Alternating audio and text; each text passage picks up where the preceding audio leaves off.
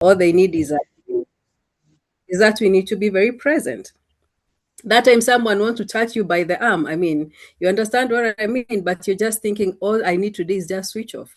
Now, as much as this conversation is about work, we don't operate in a vacuum. We don't operate in only just being at work, because our lives are intertwined, whether we are at home, whether we are at work, and whatever happens at work is likely to come home, and whatever is happening at home is likely to get to work. So chances are whatever is causing you burnout at work, if it has something to do with what is happening at home, it will show up, because it's the same person who doesn't compartmentalize, because some of these things get to interact.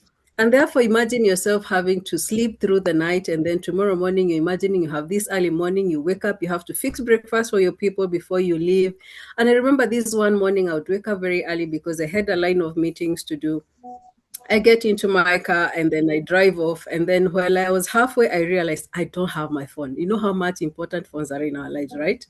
And then I have to drive back and go get that phone, my Pro Max. And then only to realize it's at 18%. How am I supposed to survive through that day? This story is not about the phone. This story is about how, because the conversation I started having with myself, what is this that made me my day just run the way it shouldn't? Because it's already packed. There are things that I need and I can't do without them, but I need to go back for them. Then there is this phone used to be called Extigi. How many know when phones were starting to have phones? Even, well, now that's why I say this story is not about phones. Who used to know about Extigi? If you are in my generation, you should be knowing Extigi. Anyone? That's why we're using the chat box, or you can unmute and say something. Anyone who knows an Xtigi brand? Am I in class alone? You can Google. Xtigi phone was a very powerful phone. It had a torch. Uh, you it had a torch. It had a very heavy battery, and it had points that you could charge other phones. Now, what people would do, you still have Xtigi brand. That's awesome. And whatever the story I'm giving, if it is true, you tell me whether it is true. And it will charge other phones. Now, what people would forget to do is that they also needed to charge Xtigi for Xtigi to continue charging their other phones. And that is how we run our lives sometimes. Never heard about it. Yeah. So for us who are a bit that generation, these days there are too many generation descriptions. So choose your generation. That is when Xtigi was. That's how we forget sometimes to charge our own lives. So we are almost running on empty. There are times we have power banks in the house, but the day we need them, they are not charged because we even forgot about them. But there are people who are so organized in life that everything has to be where they're supposed to be when they should be. But that is almost always not the case. And so, as I invite you this evening, I'm happy that you're joining on a mental health awareness month. And today we'll be discussing what people struggle with, especially the emotional exhaustion at work. You see, the physical exhaustion, you can say, I feel tired, or people can say you worked a long time, long hours last night, and probably your workplace will tell you tomorrow you come in late. Maybe it is that time you do some meetings or board papers, and you get the leeway. But as that, when you're talking about emotional exhaustion at work, remember, we are in a world where productivity is celebrated. Many of us, we smile through meetings, we reply to emails, we attend deadlines, but emotionally, we are running on empty. And therefore, as we navigate tonight's conversation around running on empty, ask yourself, how are you feeling tonight? Let's use our chat box. How are you feeling tonight? How energized are you for this evening? Maybe not this conversation, but how energized are you? I'm waiting to see your comments. How energized are you this evening? Where is your battery at? You see our battery levels, we know it is at 18, 17, 90. Some of us always run at 1%. Alvin is at 10%. I think I am running at 80. Who else is with me? 80%. My battery level is at 60, 50. Keep it coming. My battery is at 65, 50. Hey, you guys, you've just woken up. 15, 9. Hey, Faith McKenna, I want to be you. 59, 34. Okay, yeah, thank you. The fact that we even have 34, that is very interesting. Some digits are usually very odd. So we are going to be having this conversation checking on where our batteries at. If we are at 50%, then it means part of us is still needing a bit of recharge. If you're at 5%, it means you actually woke up thinking today was Friday. And you're like, they are saying, oh my God. And now you work up to Saturday. It's not even some of those who are saying, thanks God, is tomorrow. So the constant tiredness you start showing up, especially when you're running without breaks, without you having to take rest. Sometimes it's not about the workplace, sometimes it's about the discipline or the tasks that you have to do around what you do for a daily living. Because if you're at home and maybe on Saturdays you usually don't have someone to stay with the kids and it's the day that you have to stay with the kids, it means your life continues, you don't have a break. Irritability, there are people who snap easily and you're thinking, hey, what's up? And but then sometimes it's never about you, it is them displacing the emotions that they have been harboring over a period of time. Things that you really enjoy doing all of a sudden seems like like insurmountable, like it is a task to want to do them, and that's where procrastination starts happening. You're like, no, I used to be better than this, I used to ensure that everything is where it's supposed to be, but all of a sudden I don't feel like doing anything. I don't feel like waking up today, I don't feel like showering today, I don't feel like I even want to talk to anyone today. Today I just want to silence. Things that would excite you are no longer exciting you. Sometimes you don't want, your kids are making too much noise and you're shouting at them and they're wondering, they even have to start labeling you that today you're not in your good element. They have to look at signs to see whether you're in the mood to be engaged or not to be engaged. Sometimes this level of exhaustion gives us anxiety because not only are we harboring what we are carrying within ourselves, but sometimes our workplaces are not very accommodating, you know? So you're like, I didn't meet my targets yesterday because some of us work on production output, and then you know very well what will happen tomorrow, that you'll get a litany in the office and you're just feeling, my home things are not aligned, at work things are not aligned, this one person, I am struggling to make it work, and I really don't know how long I'm able to pull through this.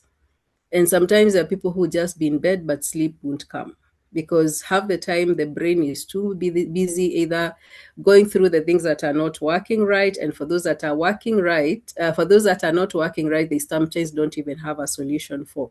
Maybe even because of you not being able to show up the way you should, you've been put on PIP, is stressing you because you're like, if I lose this job, whatever this means to me is like the livelihood is gone and probably you're the only breadwinner. So you're just there stuck in a rut that you have to keep running around to ensure that you keep yourself sane and keep your job, even when sometimes it's not very guaranteed.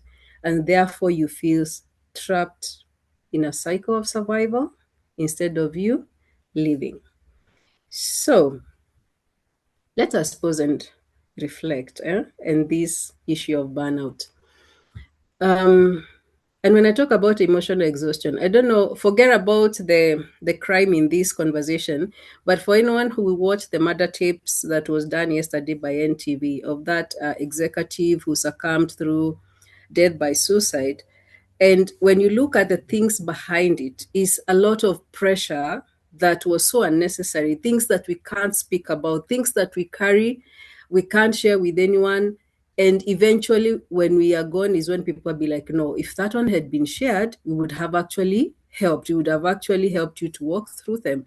So, but sometimes we are so we are so absorbed into our own troubles that we forget even to want to ask for help. Or sometimes the way because we are a product of nature and nurture, how we are brought up determines how well we are able to ask for help. And sometimes our environment maybe doesn't allow us. If you're a man, it's about stoicism. Suck it up. I mean, men don't cry. Men are supposed to find solutions. So even when you don't have a solution, you still feel so stuck. And it is only too late when people realize, oh, the person actually needed our help. So for us to remember this emotional exhaustion at work, I want us to look at 10 C's. C number one, the emotional check-in. Now, to everyone who is here, if your body was to send an email to your workplace today, what would it say? If your body just wrote an email to your, whether your supervisor, your HR, what would that email be said by your body? Because as we function physically, emotionally, we are collapsing. And sometimes we normalize stress. Those people who work so long hours, and you're like, hey, so and so really puts in the time. But the question is it healthy?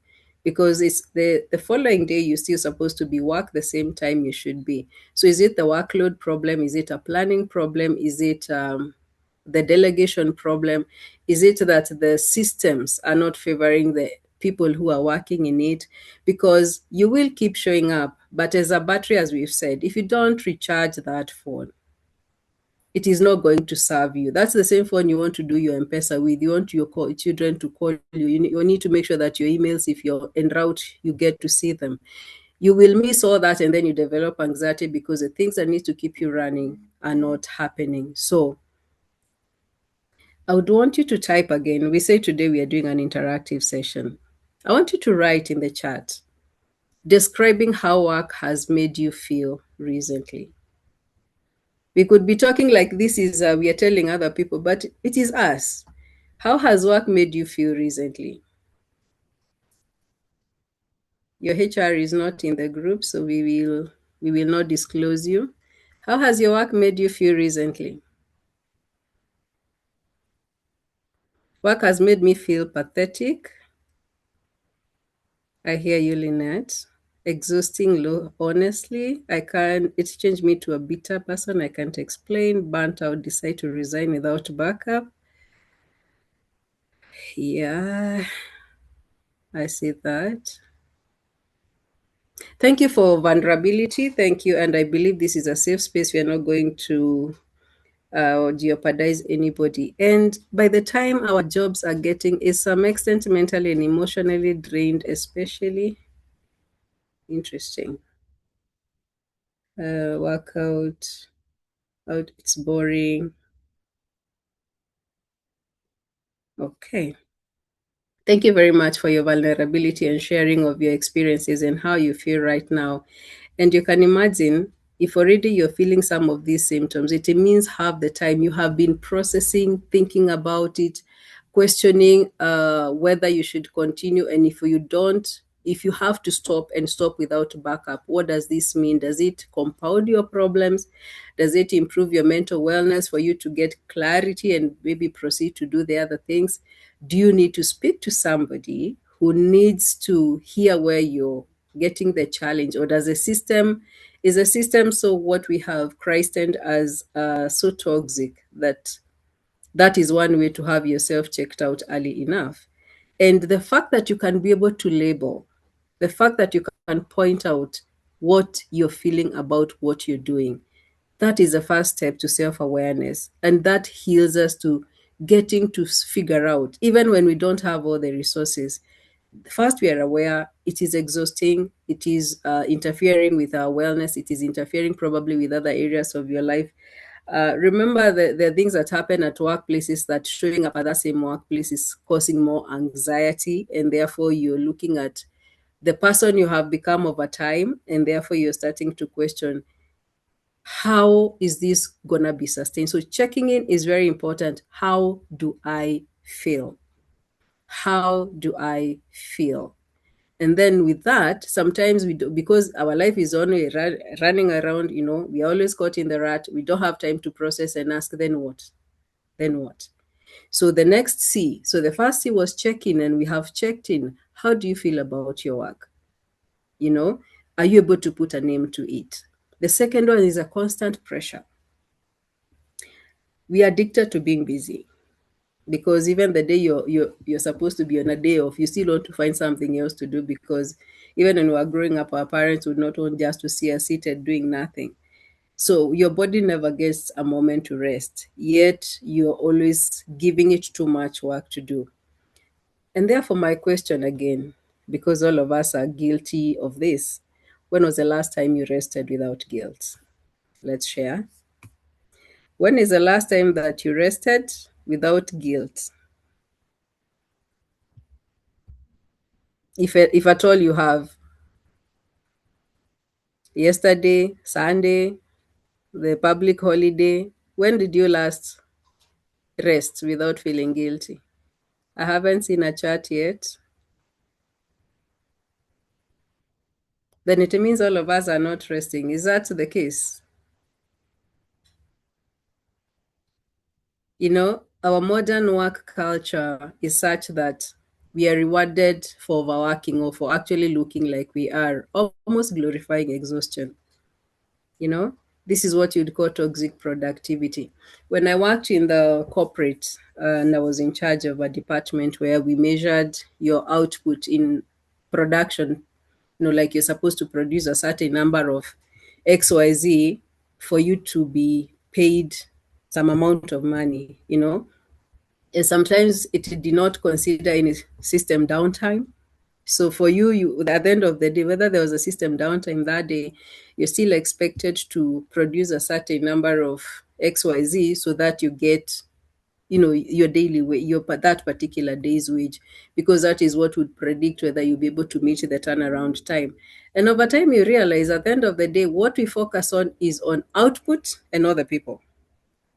So half the time is, I need numbers. So as long as the bottom line, the company has achieved its bottom line, the question is, does it care for its people? And forget about those team building that come once in a year. The individual challenge that each one of us has to face, because we are very different and we face pressure very differently. We are also carrying different loads in our lives. And therefore, whatever probably that would make my pressure become more compounded may not make you also be there. For example, if I'm taking care of a sickly parent and half the money I am earning is actually going to their treatment, then I'm coming to the workplace and sometimes I'm tired, I'm hungry, because even getting a meal is almost near, a struggle. And then there are all these demands that I have to meet. So how do I get myself like to manage all this pressure within me? Who do I need to tell? So pressure will always be available. I mean, that's given, and especially with the changes in the economic times. But then how are we going to manage this addiction to being busy without feeling guilty? Because sometimes we fear that if we don't continue showing up, it makes us look like we are weak. And I keep insisting this one when it comes to men. This one is something that the society has made it look like stoicism is the way to go, sucking it up is the way to go. And being busy is not the same as being healthy. So at times when your body is saying it is feeling exhausted, it's feeling alarmed, it is time to step back. But sometimes just like we do with the alarms, those people who have 10 alarms to wake them for the next 15 minutes. You mute, you mute, you mute, you snooze them. At one point, your body will just give up. And when it does give up, many things are likely to happen. Maybe if it is your job, by you going on that sick off, you still feel pressure even for being on sick off, because you'll be like, whatever you need to do, it's like most likely wait for you. Or you're even being told when you're on your sick off, can you do one, two, three? Or you think by taking that sick off, you'll be fired. So you're still not at ease. If it is at home, you're just thinking, I don't want to take leave and be at home because the pressure which is at home, I would rather be at work. So everywhere you're trying to run, there is always something that is stressful. But then, because this is where we are and this is the lives we are leading, what conscious decisions do we need to make so that we are able to adjust and cope? Sometimes you just take one day, 1 week. If things are too tough, and you just take a day off and allow yourself to breathe in and out, do activities or things that will make you to just debrief yourself. C number 3, comparison. um and here, and this is something that I've seen, and especially when I'm meeting my clients, where the question has always been, our social and workplace expectations draining us, where are you chasing success or approval? Now, if I ask this, it will be controversial. Chances are you will not write. But the question is, do you feel like when you're at work, you're chasing success or approval?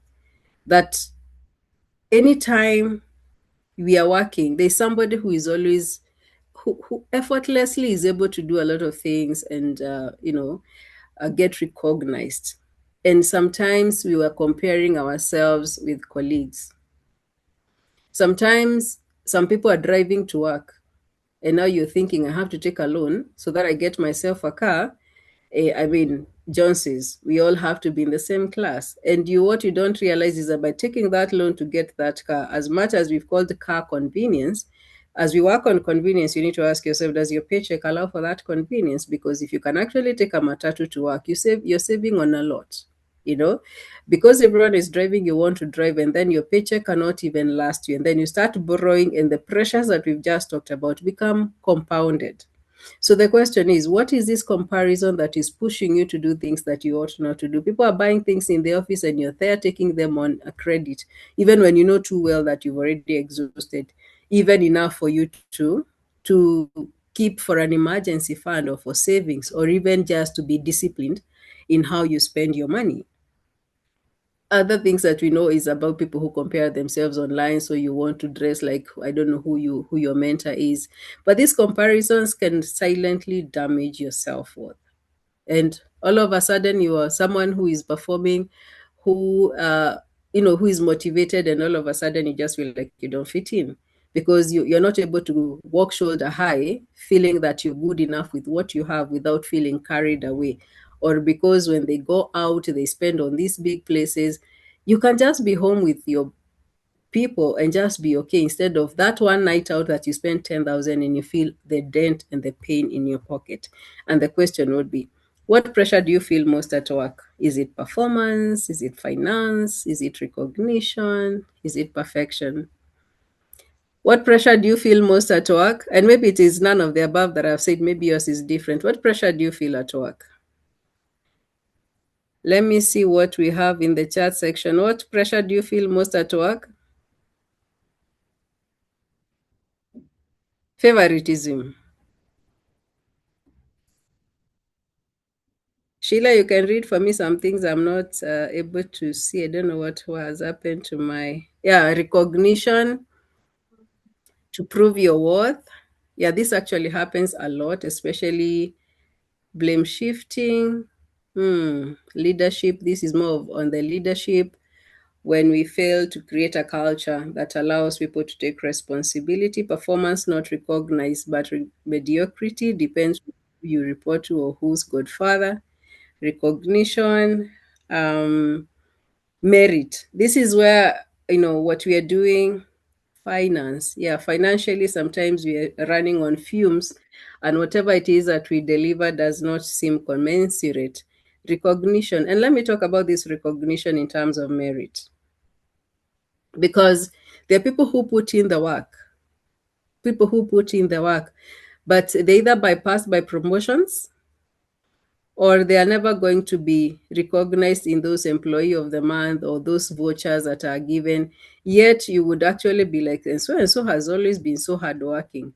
But maybe because they are not well aligned with forces that be or powers that be, this recognition by merit bypasses. And the people who do that are us, because we are the leaders of yesterday and the currently and the one will be tomorrow. Some of us are here, and the question is, what is that bias that makes us? And because the same bias is likely to even get into our homes. And I'll tell you how.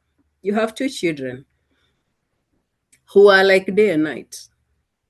So your firstborn, who is named after your father, and the other one is named after the other father. So they're not treated the same because of how they are named, or because one is so smart, doesn't, just brings all the accolades home, and it makes you feel so good as a parent to be called their dad or their mom.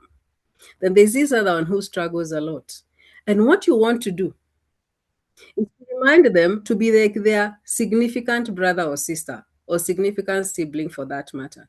What you're doing, you're not motivating that child. What you're doing is actually killing them by making them feel inadequate, making them feel they'll never be them, because they already have a benchmark, which is their senior brother or senior sibling who is always performing, and that is the person we want them to be. In fact, they feel almost labeled. Now we carry this the same thing to our workplaces. I segregate for our own biases, no merits, no particular parameters, But the fact that you have not been my good friend, the fact that you don't conform to the things I want to do. So we are going to punish you for it. And I know this is a very common practice. And somebody says, I'm currently volunteering in a certain organization and I currently feel like I need approval, like to do my best. Now that my supervisor, I couldn't see the end of that. Uh, okay, it has disappeared. I'll have to look for it again. Sheila, you read for me that particular one. The staff voted me as the employee of the month after an impressive laptop upgrade for the entire organization. The CEO questioned the criteria. Yeah, and cancelled the award. JB, that's really sad to hear, and I can imagine how that made you feel unappreciated. And I don't know where your motivation at this point would be, because having put in the work and having done that upgrade, somebody must have seen where you're coming from. And even if maybe the cancellation would have been done, a recognition in a certain way to appreciate you, recognize the effort you had done would have been important. And this is where I'm saying all of us are CEOs in our own way, small ways. We don't look at those up there. Here we are, we have our own ways of carrying those particular leadership, and how we do them, how we either transform people or how we make people feel like they're not even deserved. We need to learn from some of the painful examples some people have to go through. And this would almost be unfair. We may not have the full story behind what was happening, but the immediate emotion that you'd imagine, first of all, it's embarrassing, the shame about it, and almost feeling like, well, what is even the need of trying? Maybe we can try in our culture, in our workplaces, make them more habitable, and always remember that we are dealing with people who are already struggling with so much. And that small accolade can go a long way. I remember when I was in corporate and helped the department pick on talent that was there, and it helped us to build on something that really changed remarkably our turnaround times. That was a struggle for a very long period of time. And up to today, I still have the CEO's recognition. I remember it up to today because it boosted my morale. So reading that JB has said, I can imagine, because up to today I celebrate it. It's somewhere in my CV. Why? Because it honestly made me feel boosted. My ego felt a little nice. So when we are stifling other people, let us always remember these are talents that we are extinguishing. And our challenge here is, how do we keep and knowing that we are not the people who will make others feel bad about the things they want to keep trying. So comparison will always steal your peace and can fuel emotional fatigue. And for those still feeling vulnerable with us, I do really appreciate. Let's let it out so that by the time we leave here, we will also share it out and say, what would you have done differently, you as one of the people who are here? Because I know we still have leaders who are listening in this conversation. Number 4, the C of control. What is within your power? Now, some of these things that happen in our daily lives, you say like how much stress comes from trying to control things that you cannot change. And some of these things is, many employees are carrying emotional burdens that are beyond their controls. Things I've seen sometimes in therapy rooms, things I've seen in the wards because I work within a medical facility.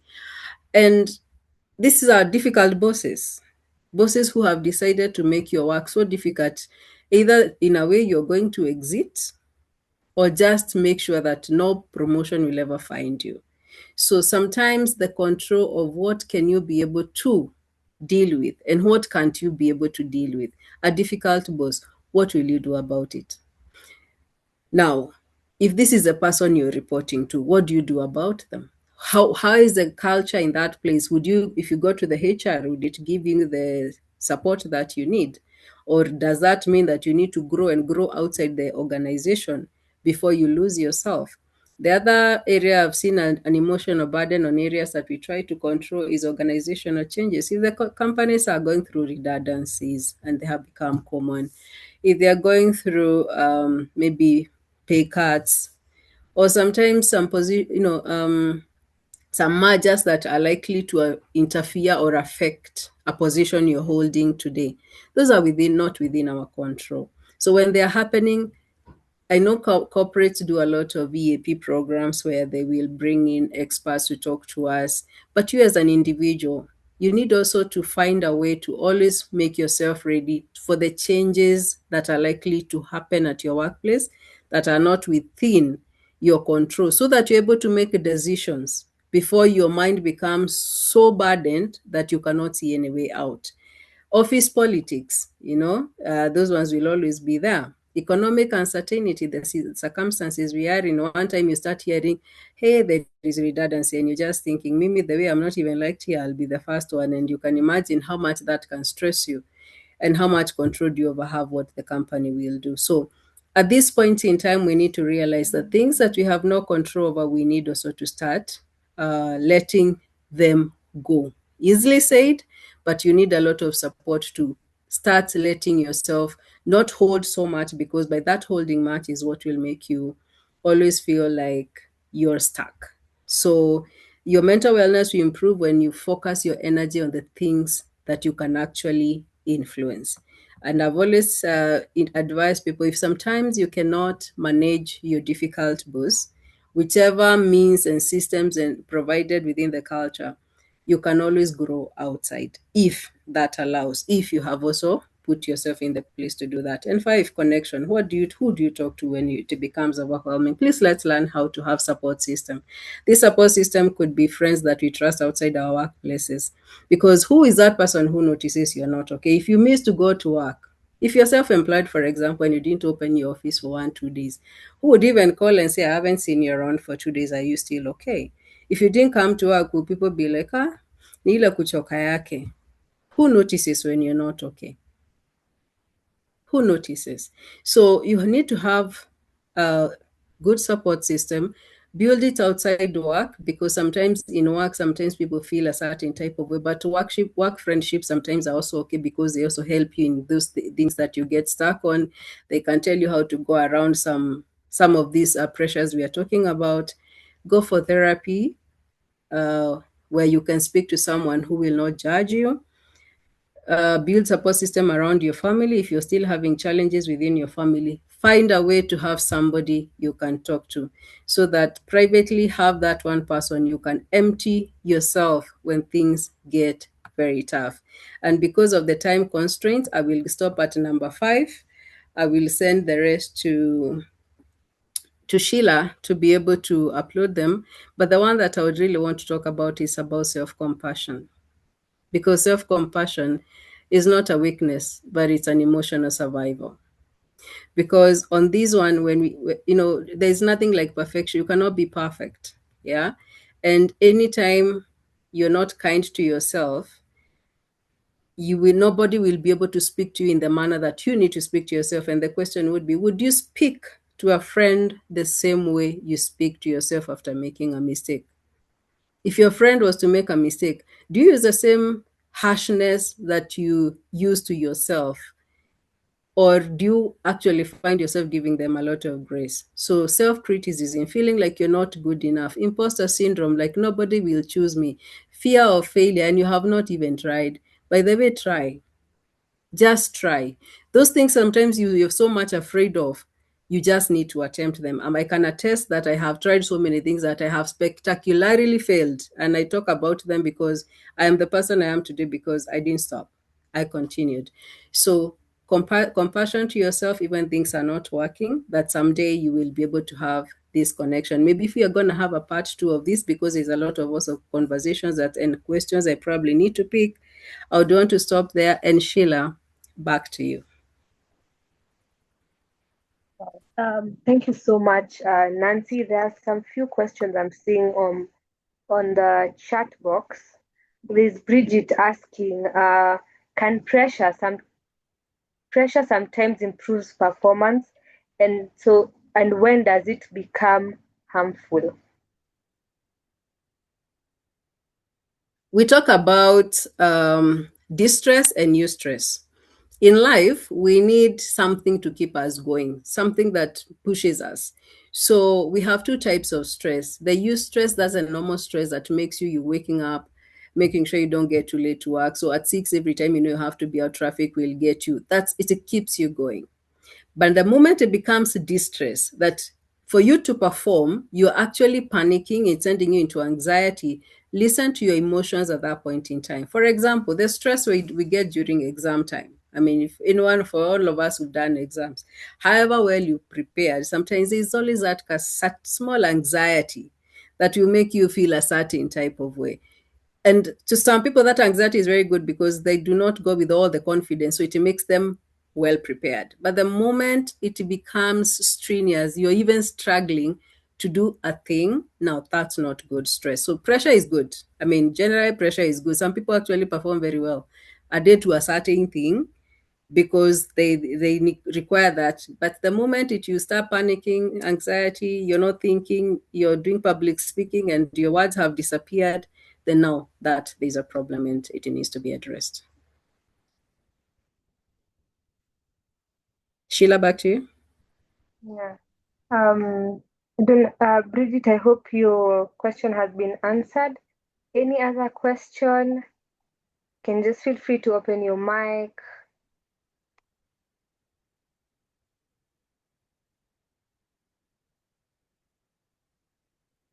Going once, going twice, going thrice. I think there is none. So thank you so much, Nancy, for the session. I really, really appreciate. I hope we picked one or two things that we are going to apply in our lives so that at least we need a balance between our work life and our both social life. Yeah. So thank you so much, Nancy. Um, and maybe, Nancy, before we just end, if somebody wants to reach out to you, how can they get you? Thank you so much, Sheila. I am typing that because the business I run, we connect therapists to clients, which is what we would call self-service. My Afia Africa, you can actually go online and get to be connected to a therapist. For me, if you want to see me physically, I am within Chiromo Hospital. And also you can reach me on 0702 126 007, 0702 126 007. I hope that you can, I will put the link to the website in the chat box. Yeah, so this one easily you get connected to a therapist and you carry on with your sessions. And I have also put my number. Thank you so much, Sheila. Thank you so much, Nancy. So yeah, feel free to reach out to her. Thank you so much, Nancy. Thank you everyone for joining. I don't know if Skylar is in.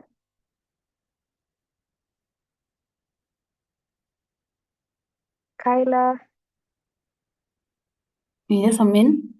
yes. So I want to can take over the session. So thank you so much for joining. My name is Sheila. Let's meet next week, same time. Uh, be blessed. Okay. Thanks, Sheila. I think that's pretty much